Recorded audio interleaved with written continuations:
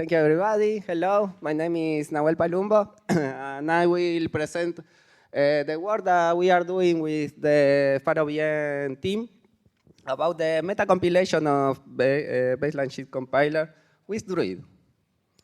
So often the virtual machines are organized in many tiers that perform different optimizations at different costs.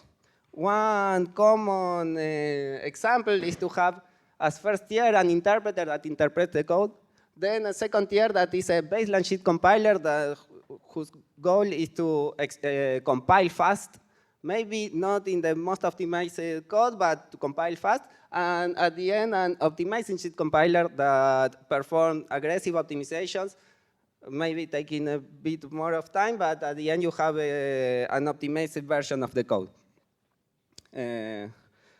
Something important about this is that it doesn't care in which tier are you executing the code, the result must to be the same because the semantics of the language need to be the same in any tier. This is a problem for people as me who need to maintain and build this kind of machine because we need to implement the same semantics in different ways in different places. Even worse, where you have more optimizing tiers, it's harder to develop and it's harder to maintain. Because, for example, the optimizing compilers, they break some assumptions that you have about the system. This is a weird photo that we take 1 month ago in the More VMs workshop in Praga, where people that is playing with the V8, that is a JavaScript virtual machine, and these graphs say how some optimizations break the assumption that other analysis or other part of the system have about how it should work. And then you will arrive in possible bugs. So in the last decades, some approaches to solve this problem were appear in the market, mainly generating and optimizing JIT compiler from the interpreter definition.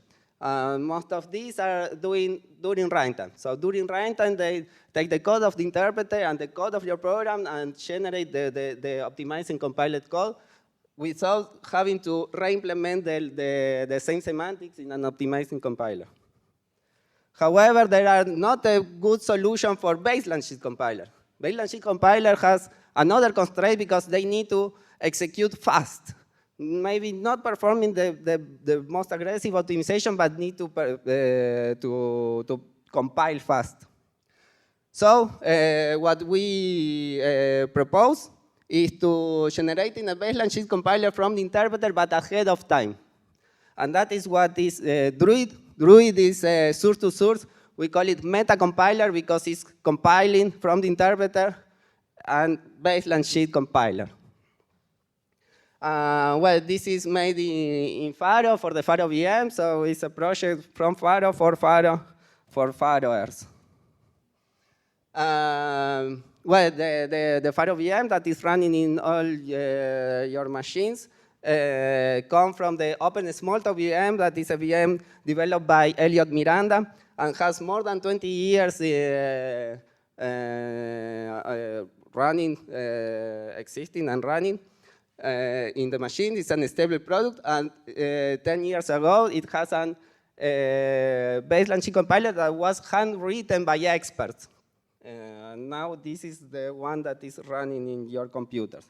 So it's a good machine, it's very well made, it's stable, and it works very nice. The problem is that we need to maintain this code, so the goal of this project is to replace this handmade baseline JIT by one generated ahead of time from the interpreter, the Druid one. So the question is how we can do this. Well, we need to understand first that what the virtual machine does is to execute bytecode a primitive. So when you write the code and you save the method is compiled by the bytecode compiler to a bytecode or to call a primitive. Then this machine needs to execute this bytecode or this primitive and then get the result. How is implemented this is you can think, for example, in the interpreter that there is a table that say, okay, for this bytecode or for this primitive, you execute this instruction handler, we call it, that is a function that performs the semantic of the instruction. One example of this is the addition primitive. So when you perform an addition, and here what you see is the VM code, it's Faro code, but it's code of the VM. Well, this what it does is to pop two values from the stack, check if they are small integers. If they are, then perform the addition, checking by overflow, and at the end pushing the result. See, if something goes wrong, then it's a primitive failure, and a slow pass is taken to throw an app session or search another representation of the object. In analogous way, the baseline JIT compiler has another table with its own instruction handler that we call instruction generator handler, because this is a compiler. So what this instruction does is to generate code, machine code, that will be executed directly in the machine in the fastest way. As this is a compiler, we can see two layers. What is the front end, that is where we describe the semantic of the instruction, but then it regards in a backend that is called Cogit. Well, the backend performs some low-level optimization, for example, to change where we keep the values to avoid to go to the stack and keep in registers. And also it has different implementation depending on in which machine we are running, because it's not the same in a Mac ARM that in an Intel machine, for example. So at the end, what the baseline JIT compiler has is the front end that is one definition of the instruction that could be then compiled by the backend to different architectures. One example is the same primitive that I showed you recently, the addition, but in this time for the baseline JIT. Well, as you can see, this code is a bit harder to understand than the previous one.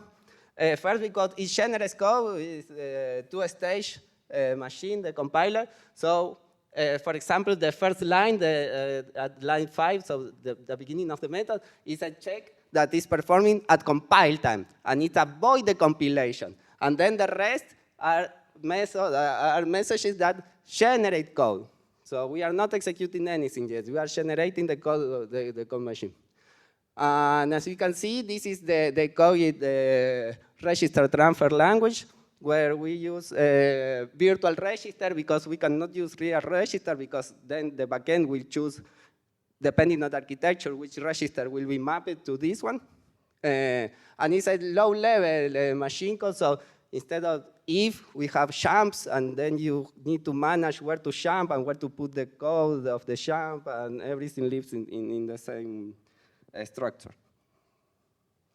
So basically, the idea of Druid is to get one instruction handler from the interpreter, and Meta compiles the instruction generator handler for the baseline JIT. What we can see in the image is a control flow graph that is the intermediate representation that we are using. That is what Steph was telling at the beginning of the conference. It's super nice.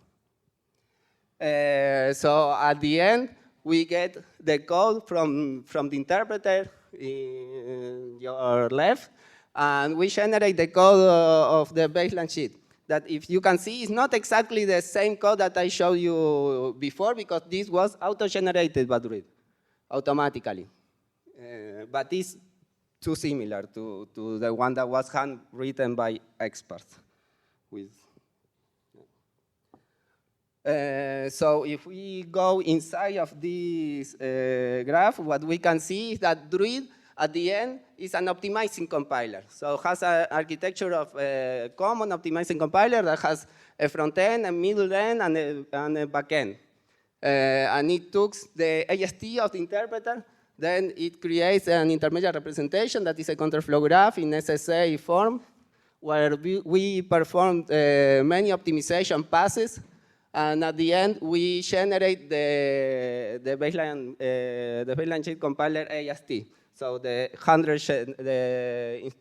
instruction handler generator, and we install it in the system, one by one, and at the end you have a baseline JIT there. So one thing to say is that we implemented a lot of optimizations. All these intermediate representations, a Druid intermediate representation, are Faro objects, and the optimization passes are also everything coded in Faro, and we have dead code elimination, constant folding, dead branch elimination, clean control flow. It's super nice because a lot of people was working here, mostly students. For example, in the AWST room, just before this presentation, someone was, Matthias was presenting one of the optimizations that are running here. For the meta-compilation of the baseline JIT, we also have some way to guide the meta-compilation, the meta-interpretation in this case. Something that happens when you have many tiers is that you don't need to support all the instructions of your language in all the tiers. The first one yet need to support all the features of the language, but meanwhile you go to more optimizing one, what happens is that you don't compile all the code that your application is running, but the hotspots, that is, what is the code that is more executed during your program, during the execution of your program. And maybe in these hotspots, you don't use all the language features, just some of them. So at the end, what you need to support is just some of these cases that are common in the hotspots, so in the part of the program that are most executed. For example, in this example, there is some instruction that could access to a normal object instant variable or to a context. And to create the context, that takes a lot of time, and that is a slow path. So, but this is the code of the interpreter. So in the interpreter, we need to support all the features, but for the baseline JIT, we don't care about the context case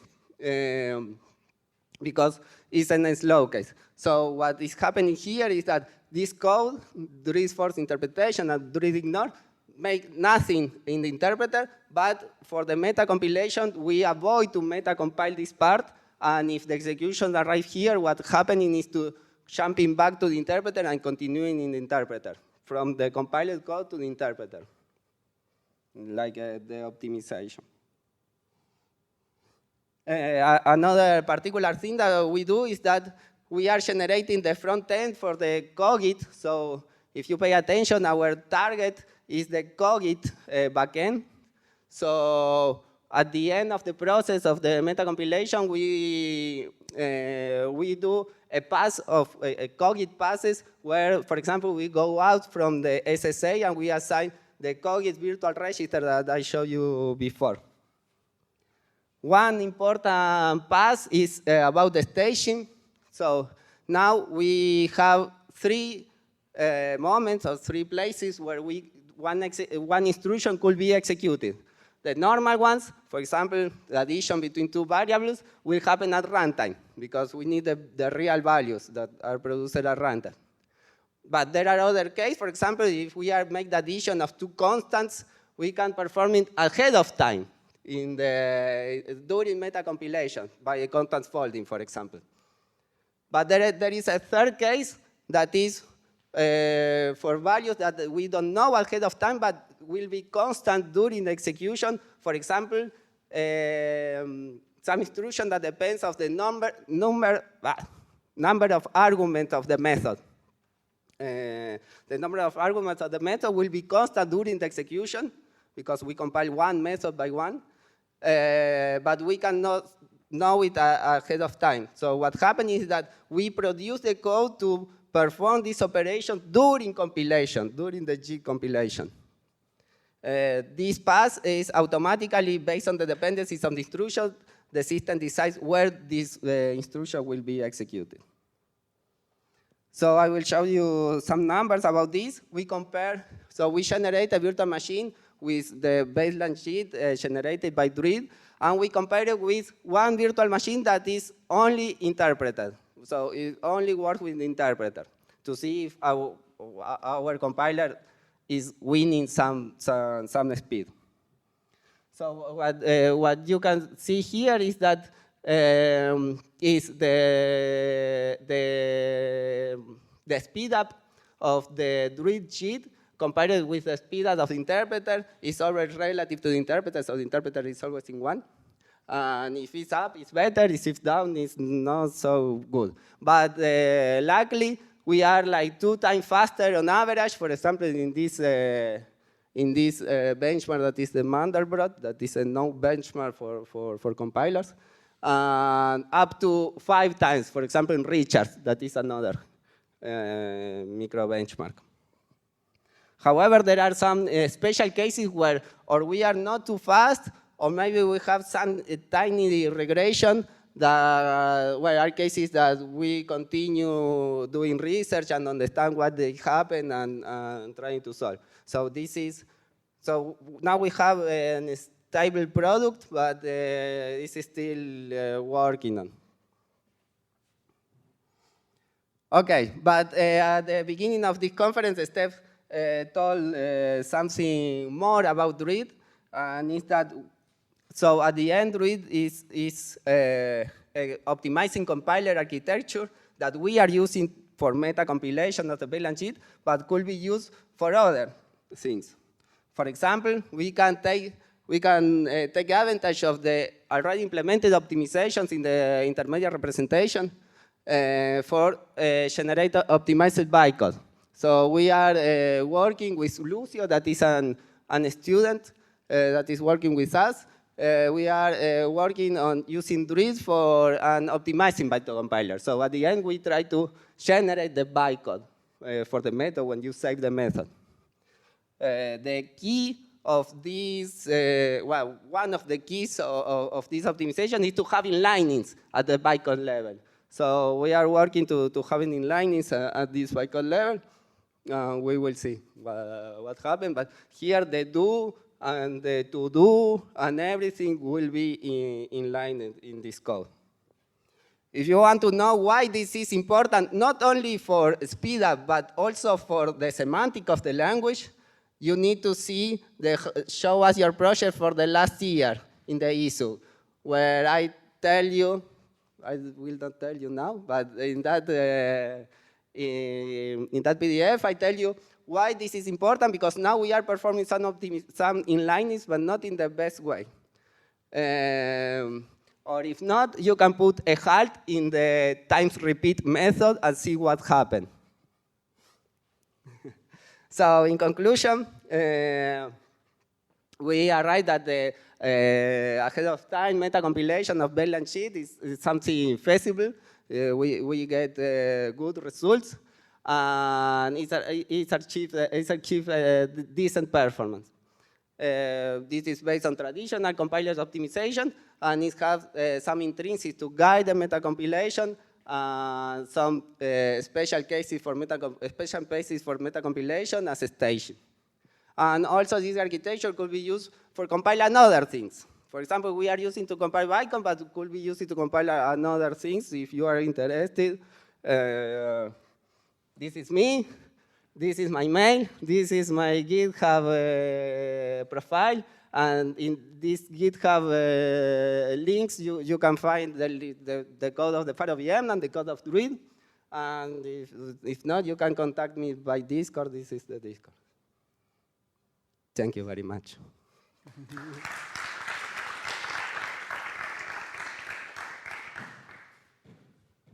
Thank you, Noel. Is there any questions? Okay, one there.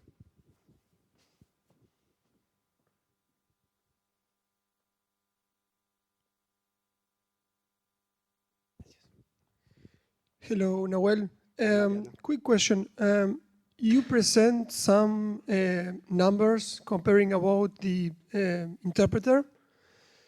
So my question is, maybe it doesn't make sense, but did you also compare against the standard cheat just to see?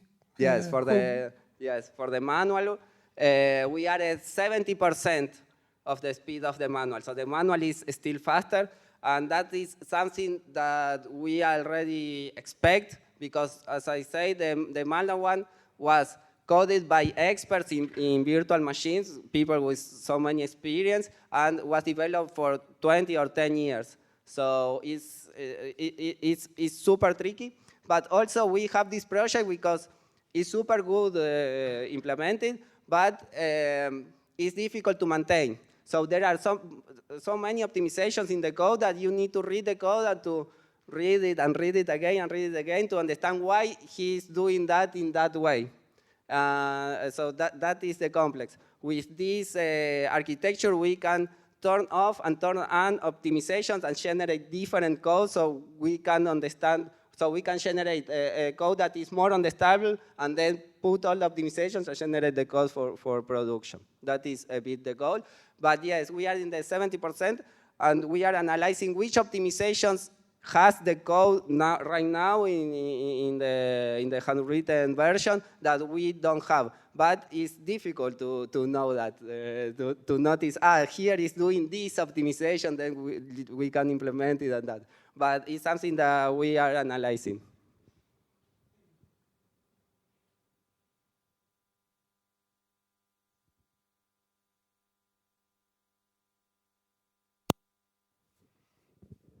Maybe a cheeky question, in the sense that well, in the vast presentation on OAuth, there was a thing on async. So that makes me, I don't know if it's correct, but it makes me think of multi-threading or SMP stuff. So in the sense, because the cheapest processors are already or having multiple cores, so in what sense is research ongoing in that direction or to allow that? So this is so another line of research that we are interested in the virtual machine, but nowadays the virtual machine runs in one core. One of the main problems is the garbage collector.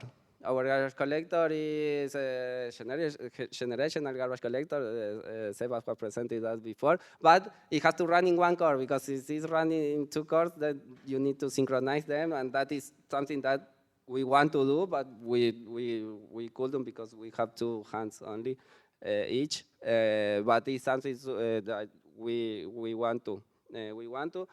Nowadays, I think that we have no one working specifically on that. We are doing research and we are searching people. If somebody is interested on that, you can contact us. But it's a good question. However, this project tried to generate the code that an expert in compiler will write. So if someday we have multi-threading and we need some checks on that, we can implement it there in the same way. Another thing is that this is a source-to-source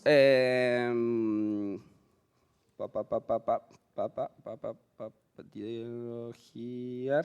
This is a source-to-source compiler. So at the end, you get this code, and this code, you can read it, and you can touch it. You can edit it by hand. It's not the best, but if you need to trick some of the result of the compilation, you can do it.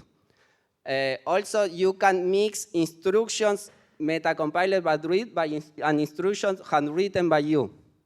So if some specific instruction needs something that an expert needs to do, you can do it. And you can mix both in the same virtual machine. We have time for one more question, if there is any.